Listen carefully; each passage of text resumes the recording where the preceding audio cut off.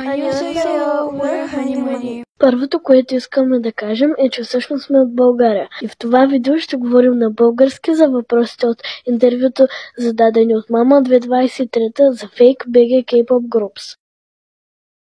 Да, ние сме всъщност много развълнувани, ние обичаме феновете си, оценяваме всеки наш глас и се надяваме да сме все така. Тази подкрепа чувстваме доста добре. Много сме благодарни на всички фенове хора, които гласуваха за нас и за цялата подкрепа и за всички думи, които сте казали.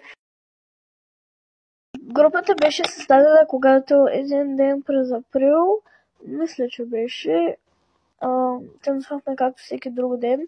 Аз предложих след това да се създаде група и момичетата се съгласиха, включително Розефо, но тя се отказа малко преди да дебютира. That was from